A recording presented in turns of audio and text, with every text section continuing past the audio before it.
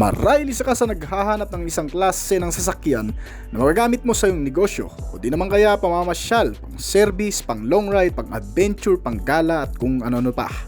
Ang modelong tatalakayin natin ngayon ay nababagay sa lahat ng iyong paggagamitan.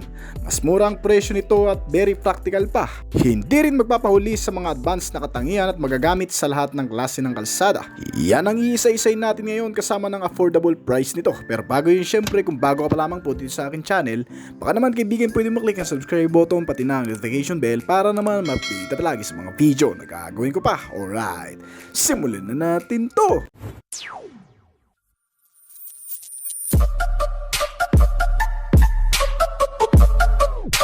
Ang lakas ng makina ang siyang pangunahing ikinukonsidera ng mga taong naghahanap ng isang pickup truck na gagamitin sa kahit saang trail o anumang kondisyon ng kalsada.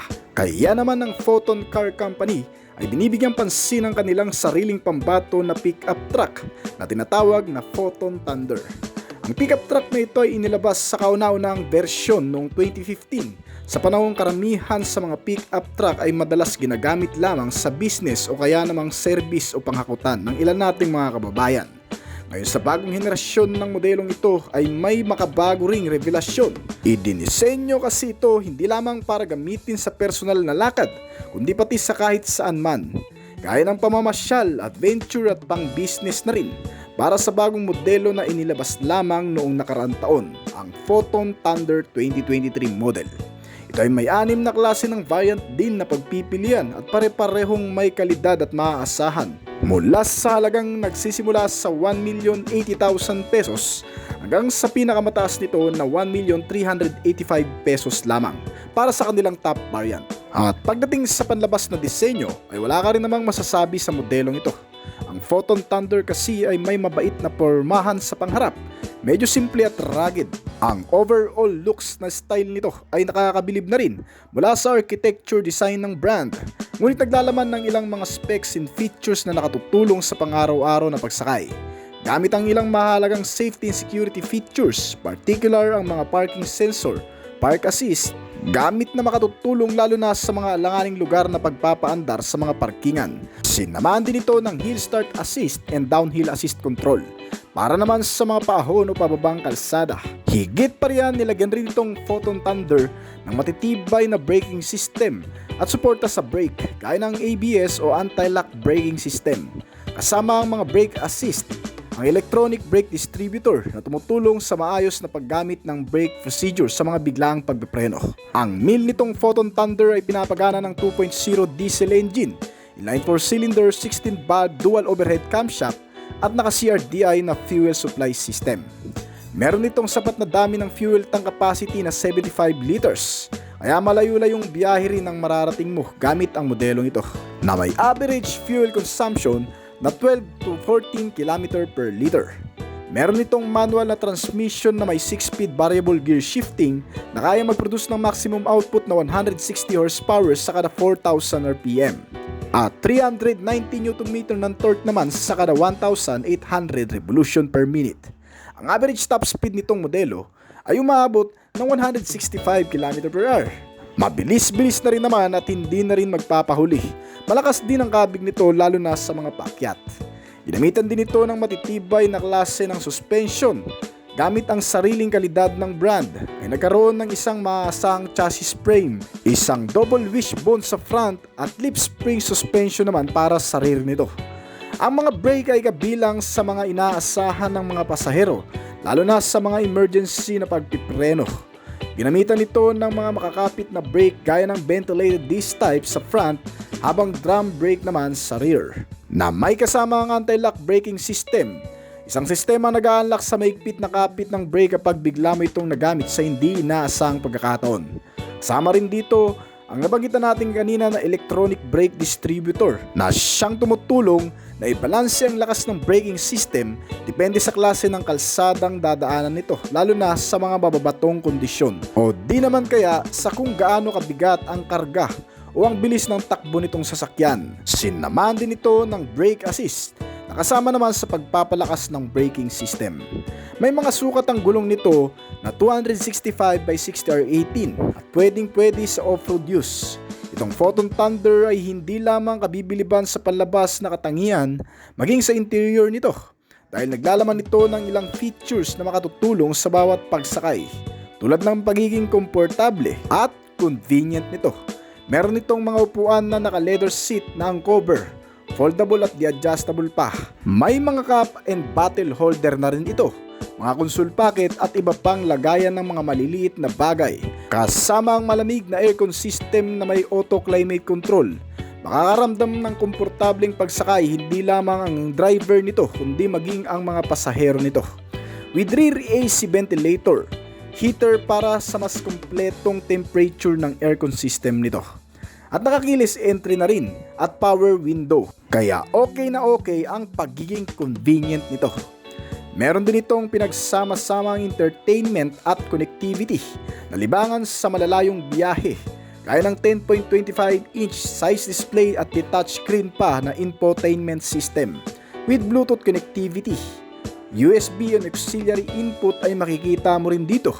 Medyo malilibang ka lalo na kung ikaw ang driver nito. Bukod pa dyan, meron din itong FM and AM radio at mga speaker na rin sa harap at likurang bahagi nito. Para ang audio sounds nito ay kasama sa magiging maganda rito. At sa driver's side naman, ang karamihan sa control o switch ng mga sistemang ito ay makikita mo sa manubela. Isang multifunctional steering wheel na tinatawag kung saan narito na lahat ng kailangan mong switch para paganahin ang anumang sistema, gaya ng aircon, mga sounds, connectivity, headlight at marami pang iba. Para nang sa ganun, ang focus ng mata ng driver ay nasa kalsada lang at hindi mawawala sa pagmamaniobra. Ang manubela nito ay ginamitan din ng power steering at track and pinion na kahit malulubak ay hindi pa rin magwiwigil ang manubela nito kung sakaling malulubak ang gulong. Adjustable din ang steering column na may adjust mo depende sa posisyon kung saan ka mas komportable. Medyo hindi ka rin mangangamba sa mga biyahe mo, lalo na sa masamang kondisyon ng panahon. Dahil ang mga safety features na meron ito kagaya ng speed sensing door lock ay talaga mapagkakatiwalaan mo dito. Automatic na nag-a-unlock kasi ang pintuan kapag tumakbo na ang sasakyan sa napakabilis na takbo nito. Kaya dahil dito ay hindi na rin mabubuksan ng mga pasahero lalo na ng mga bata nating kasama habang tumatakbo ng mabilis. Sinamahan din ito ng rear cross traffic alert na para naman sa mga pagpapaatras. Meron din itong hill start and downhill assist control system. Gaya ng sinabi natin, ito ay mas mapapakinabangan mo lalo na sa mga paahon na kalsada o kaya naman ay pababa. Mas bagay itong gamitin lalo na kung mag-out of town kayo at pupunta sa matataas na lugar gaya ng Baguio o Tagaytay. Meron din itong engine check warning para naman mamonitor natin kung kailangan na bang madala sa pinakamalapit na service center o kaya naman kung may mga sistemang sira sa loob ng makina o mga disconnected wire ay manonotify tayo o mapapaalahanan nitong sasakyan. Sinamahan din itong Photon Thunder ng isang vehicle stability control system na sistema sa safe features para naman ma-maintain ang stability nitong sasakyan, lalo na kung magkakaroon ng mga biglaang pakurbada o kaya naman maidadaan mo sa madudulas at mababato sa mabilis nitong takbo. Itong Photon Thunder 2023 ay nilagyan na rin ng traction control system na magagamit naman natin sa mga mababato, matutubig, malulubak na kalsada at mas maa-appreciate mo ito sa mga off-road na gamitan. At ang hindi rin nawala sa modelong ito ay ang pagkakaroon ng child safety lock at day and night rear view mirror na pang-suporta naman lalo na kung may mga bata tayong kasama. Samantalang nagagawa naman ng day and night rear view mirror ay upang hindi tayo masilaw sa mga headlight ng mga kasunod natin na sasakyan lalo na kung naka-high beam sila. Isa pa, nilagyan din ito ng napakaraming airbag sa driver at passenger side at sa curtain airbag naman na kung saan para naman sa mga pasahero na nasa likuran ay poprotektahan ang lahat ng mga ulo lalo na kung magkakaroon ng kolisyon o banggaan ay makakaligtas pa rin tayo kahit papano. Kabilang pa sa mga safety features din na hindi nawala sa modelong ito ay pagkakaroon ng mga seatbelt sa kada upuan. May seatbelt warning para malaman kung sino ang hindi mga naka-seatbelt lalo na kung nagpapatakbo ng mabilis. Meron itong front and side impact beams, crash sensor at mga parking sensor. Bukod pa dyan, kasama rin sa modelong ito ang mga security features na mag-iingat naman sa sasakyan upang hindi magalaw o manakaw ng mga taong magtatangka dito. Gaya na lamang ng pagkakaroon ito ng central locking, engine immobilizer system, power door lock, anti-theft device at anti-theft alarm system, na kung saan kahit gamitan pa ng mga electrical procedure o anumang traditional procedure na pagkarnap ay hindi rin uubra sa mga makabagong sistemang ito. Dahil yan sa mas pinatatag na safety features ng brand na inilagay sa bagong modelong ito. Meron itong fuel tank capacity na 75 liters. Para sa kabuang dimensyon, ito ay sumusukat ng taas na 1,870mm. Ang kabuang lapad nito ay nasa 1,940mm. Ang haba naman nito ay nasa 5,340mm. May ground clearance size na 220mm. May seating capacity ito na 5 seats at may wheelbase size na 3,110mm. Ang kabuang bigat nito ay tumitimbang ng 2,605 kg. Malaki rin ang rear cabin space nito, kung saan pwede mong paglagyan ng malalaking appliances o bagay o kaya naman motor na mapagkakasya mo dito. Dahil dyan ay talagang makakasulit at mapapakinabangan mo ito sa mga panghakutan, lalo na kung malalaki o mabibigat na bagay ang iyong hahakutin. Meron itong 6 na variant na inilabas sa Philippine market.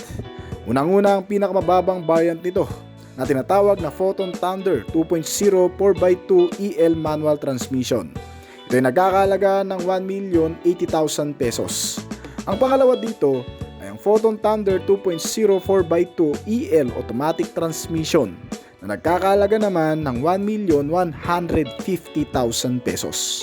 Ang pangatlo nito ay tinatawag na Photon Thunder 2.0 4x2 manual transmission na nagkakahalaga naman ng 1,180,000 pesos.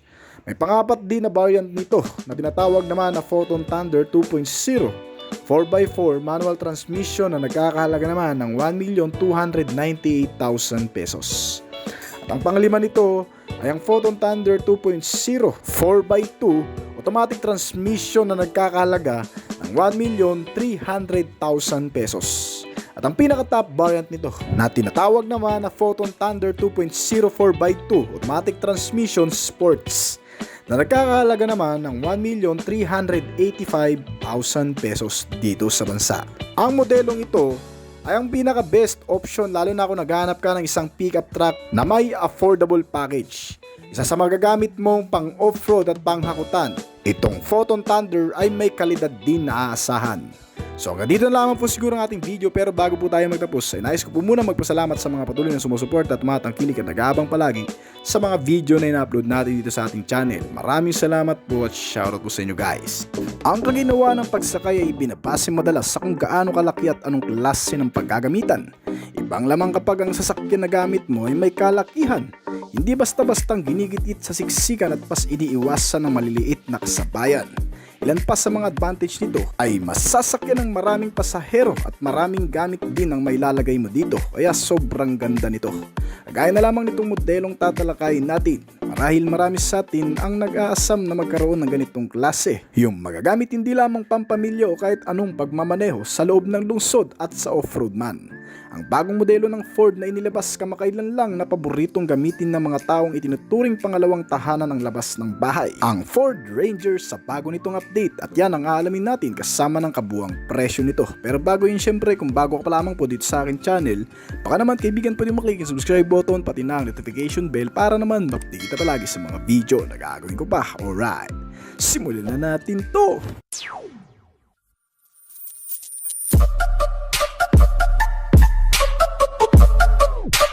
Isa sa pinakainahangang sasakyan ng mga Pilipinong naghahanap ng trailer at adventure ride ay itong Ford Ranger. Mula sa American automaker na Ford Company, ang Ford Ranger ay pinapanatili ang capability at versatility mula sa kalsada hanggang sa trail. Mababato at malulubak, at mula nung una itong inilabas sa merkado ng Pilipinas, naging kasangga at partner na ng marami sa pang-araw-araw na pamumuhay. Lalo na sa pagninegosyo, itong pickup truck ay maaasahan sa hakutan, outing, gala at kahit saang camping site. At At ngayon sa bagong pag-update nito ay mukhang mas magugustuhan mo pa lalo. Ang bagong architectural design ng Ford Ranger o tinatawag na T6 platform ng Ford Ranger ay nasa ikalawang henerasyon na ngayon. Nilabas ito sa bansa noong 2022 sa panibagong estilo at may kakayahang mid-size na pick-up truck na may maraming advanced technology features na inilagay dito. Ang pinakabagong anyo at itsura nitong pick-up truck ay nakakuha ng mas pino at eleganteng frontal face sa pinakabagong signature design ng Ford Company sa mga utility vehicle nila tulad ng bagong C-clamp headlamp at isang matapang na full black front grille ay inilagay din sa bagong Ranger. Kasama rin sa mga update dito ay ang pagtaas ng truck at wheelbase na kung saan ay pinapanatili ang pagiging off-roader at pinapalakas ang capability nito sa malulubak na kalsada. Ginawa ng Ford Philippines ang Ford Ranger na may 5 trim level at may 8 distinct variant na pagpipilian, kabilang ang Ford Ranger XLS 2.0 liter turbo 4x2 manual transmission na pinaka low-end variant nito, ang Ford Ranger XL 4x4 manual transmission, ang Ford Ranger XLX 4x2 automatic transmission, ang Ford Ranger XLT 4x2 automatic transmission, sinundan naman ng Ford Ranger Turbo Sport 4x2 automatic transmission, ang Ford Ranger Turbo Wildtrak 4x2 automatic transmission. Sinundan nito ng Ford Ranger Turbo Sport 4x4 automatic transmission, habang ang pinaka-top variant naman ang Ford Ranger Bi-Turbo Wildtrak 4x4 automatic transmission na nakakuha ng pinakamataas na maximum output at maraming gamit na advanced technology. Ang lahat ng mga variant ay may dalawang opsyon sa powertrain engine. Ang unang klase nito ay pinapagana ng mapagkakatiwalaang 2.0 liter na single turbo EcoBlue diesel engine ng Ford. At ang pangalawang opsyon naman ay ang 2.0 na Bi-Turbo EcoBlue diesel engine. Ang pagkakaiba ng dalawang ito ay makikita sa performance at sa fuel economy. Kasama din sa mga opsyon nito ang 6-speed manual na transmission para sa low variant at 10-speed automatic naman para sa mas nakatataas na variant nito. Ang lahat ng klase mula sa pinakamababang uri nitong Ford Ranger ay nagdadala ng pare-parehong diesel na makina. Nagkakaroon lang ng pagkakaiba sa mga performance output na kung saan mas binibigyang kumpiyansa ang mas nakatataas kumpara sa mas mabababang uri. Kaya kung prepared mo ang pinakamahal na variant nito na Ford Ranger 2.0 liter turbo Wildtrak 4x4 automatic transmission sa halagang 1,910,000 ay magkakaroon ka na. Ngunit kung satisfied ka na sa isang hindi ka mahalang variant nito at kahit papano ay magbibigay na rin sa iyo ng kaginhawaan sa pagsakay, sa halagang 1,249,000 pesos ay magkakaroon ka na. At para mas maging kumpleto pa, babahagi na rin natin ang kabuuang detalye ng makina nito. Itong Ford Ranger ay pinapagana ng 2.0 diesel engine, 4-cylinder 16-valve at dual overhead camshaft at naka-turbocharge na ang ibig sabihin ay magbibigay pa ng extra power o lakas na hindi sinasakripisyong fuel. Mas bumibilis pero mas tumitipid dahil dito mas mamamaximize ang fuel efficiency. Naka Euro 4 compliance na rin kaya eco-friendly. Itong bagong Ford Ranger ay kayang gumawa ng maximum output na 167 horsepower hanggang sa 207 horsepower sa kada 3,500 to 3,750 RPM. Samantalang ang maximum torque naman nito ay kayang mag-produce ng 405 Nm hanggang sa 500 Nm at nagpapalabas ng 1,750 to 2,000 RPM. Batay na rin sa ilang nakagamit, ito ay kayang tumakbo sa bilis na 180 km/h at may fuel tank capacity na 80 liters. Sapat lang din para sa malalayong biyahe na kumukonsumo naman ng 12 km per liter. At itong Ranger ay isang klase ng off-roader. Yan din naman ang ipinagmamalaki nito.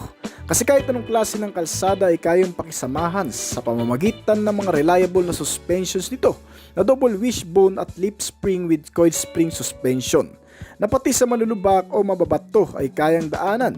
Higit pa dyan ay ginamitan din ng makakapit na tubeless tires na may kabuang sukat 225/65 R18. Nakabalot ito sa mga alloy mags habang pinapanatili ang makapit na pagpiprenos sa pamamagitan naman ng mga naka-ventilated disc type na brakes nito. At ang iba pang bahagi nitong modelo ay magugustuhan mo din. Hindi lang sa external design maging sa platform nito na very usable package. na kahit anong dami, laki ng mga bagay na dadalhin mo o ikakarga mo dito ay pwede. May malawak na rear cabin para sa malalaking gamit at sa iba pang mga bagahe. Isa pa, ito rin ay may 5 seating ang capacity at kayang magkarga ng 845 to 900 kg na maximum load. Itong bagong Ford Ranger ay may bagong features din na pangkaligtasan at pangseguridad. Mas minalawig ito kumpara sa dati, nilagyan ng mga bagong advanced safety sense para mas maging ligtas ang pagsakay. Gaya na lamang ng forward collision warning system. Isang sistema na nagpapaalala tungkol sa isang nalalapit na banggaan sa pamamagitan ng pag-detect ng mga biglaang humihinto o mabagal na paggalaw ng mga sasakyan na nasa unahan. Ito ay gumagamit ng radar, laser at camera para i-scan ang daan habang ikaw ay nagmamaneho. Kabilang din dito ang lane keeping assistant na kung saan pinapanatili nito ang pag-andar ng sasakyan sa loob lamang ng lane o posisyon na kung saan ito kasalukuyang gumagalaw. Meron din itong kasamang rear cross traffic alert. Isang driver assistance system naman na nagpapaalam sa driver kung may paparating na sasakyan mula sa magkabilang direksyon kapag ang sasakyan ay nakatalikod at umaatras palabas ng parking space. Ito ay tutunog at kusang hihinto. Sinamahan na rin ito ng blind spot monitoring system. Ang blind spot monitoring ay isang vehicle-based na sensor device na nakakakita ng iba pang sasakyan sa gilid at sa likuran habang nakasakay ka dito. Ang mga babala ay maaaring visual, naririnig, nanginginig para madaling maiwasan ang sagian at banggaan. At ang isa pang advanced safety features nito ay ang ADAS. Sa tulong ng ADAS o tinatawag na Advanced Driver Assistance System ay maiiwasan ang anumang aksidente, pagkamatay o pinsala sa mga pasahero ng sasakyan o kahit sa mga pedestrian. Sapagkat itong ADAS ay kinukumpleto ng mga sistemang ito gaya ng pedestrian detection at avoidance system na kusang hihinto kapag may biglang tumatawid. Meron din itong kakayahan para ma-detect ang mga traffic sign. May kasama rin itong automatic emergency braking at blind spot detection. Kabilang din sa mga pangkaligtasang bagay na meron sa modelong ito ang mga dating safety features na gaya ng airbags, seatbelts, crash sensor, front and side impact beams, parking sensor at anti-lock braking system. Sinamahan din ng electronic brake distributor at brake assist. Bukod pa dyan, dinagdagan din ng mga kamera gaya ng 360 camera para mas makita ng kabuuan ang paligid nitong sasakyan. May hill start at downhill na rin itong kasama na magagamit naman sa matatarik at mabubundok na kalsada. Ang ilan pang bagay sa modelong ito pagdating naman sa interior ay magugustuhan mo din. Gaya ng mga automatic adjustable seats, may rear center armrest, foldable at naka-leather ang cover nito at ma-enjoy mo talaga ang pagsakay. Lalo na sa pinalamig na aircon system nito na may auto climate control system. May mga kasamang bottle and cup holder at wireless charger. Di keyless entry ang top variant at may adaptive cruise control system. Ang sistema naman ito ay otomatikong inaayos ang bilis ng sasakyan para itugma sa bilis ng sasakyan sa harap.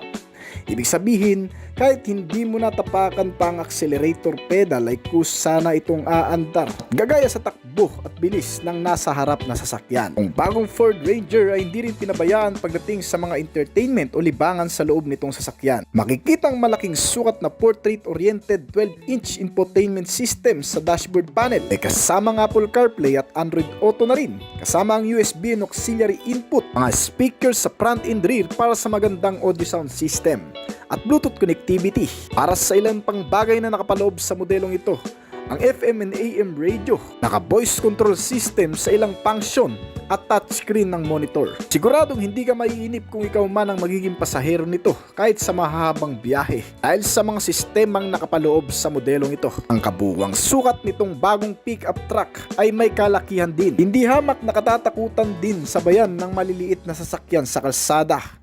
Ang ground clearance itong modelo ay umaabot ng 235mm.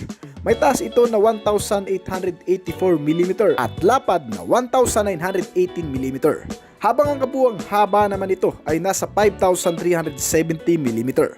Ang kasalukuyang presyo nitong modelo ay umaabot ng 1,249,000 pesos mula sa pinakamababang uri nito hanggang sa pinakamataas na variant na umaabot ng 1,910,000 pesos dito sa bansa. So hanggang dito na lang po siguro ang ating talakayan sa modelong ito na Ford Ranger 2022 model. Kung nagustuhan mo ang topic natin ngayon ay baka naman pwede mong i-comment ang iyong opinion sa ibaba pagkatapos ng video na ito. Pati na rin ang mga suggestion mo para sa mga susunod nating topic. Bago po tayo magtapos ay nais ko po munang magpasalamat sa mga patuloy na sumusuporta at tumatangkilik at nag-aabang palagi sa mga video na ina-upload natin dito sa ating channel.